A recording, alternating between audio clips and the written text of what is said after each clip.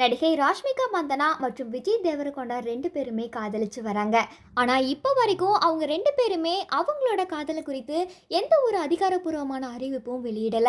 இதற்கிடையில கடந்த வருடம் அக்டோபர் மாதம் ரெண்டு பேருக்குமே ரகசியமா நிச்சயதார்த்தமும் நடந்திருக்கு. அதுல குடும்ப உறுப்பினர்கள் மற்றும் நெருங்கிய நண்பர்கள் மட்டுமே கலந்துக்கிட்டாங்க. ஆனா நிச்சயதார்த்தம் குறித்தும் கூட ரெண்டு பேருமே இப்போ வரைக்கும் அதிகாரப்பூர்வமா எதுவும் அறிவிக்கல.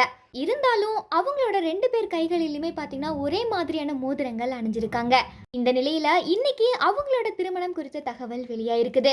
ராஜஸ்தான் மாநிலத்தில் உள்ள உதய்பூர் அரண்மனையில வருகிற பிப்ரவரி 26ஆம் தேதி அவங்களோட திருமணம் அங்க நடக்க போறதா தகவல் வெளியாயிருக்குது. அது மட்டும் இல்லாம அவங்களோட திருமண ஏற்பாடுகளும் பரபரப்பா நடந்துட்டு வருது. இப்ப ரீசெண்டா ராஷ்மிகா மற்றும் விஜய் தேவரகொண்டா ரெண்டு பேருமே உதய்பூர் மாளிகைக்கு சென்று அவங்களோட திருமண ஏற்பாடுகள் எல்லாம் எப்படி இருக்கு அப்படின்றத பார்வையிட்டு இருக்காங்க.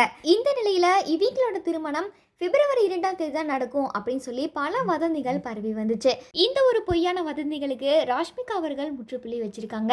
ராஷ்மிகாவும் விஜய் தேவரகொண்டாவும் வரும் பிப்ரவரி 26ஆம் தேதி ரெண்டு பேருமே திருமணம் செய்து கொள்ள போறதாவும் இப்ப சமூக வலைதளங்கள்ல தீவிரமா பேசப்பட்டு வருது. ராஷ்மிகா மற்றும் விஜய் தேவரகொண்டாவோட காதல் மற்றும் அவங்களோட திருமணம் குறித்த உங்களோட கருத்துக்களை மறக்காம கமெண்ட் செக்ஷன்ல பதிவு பண்ணுங்க.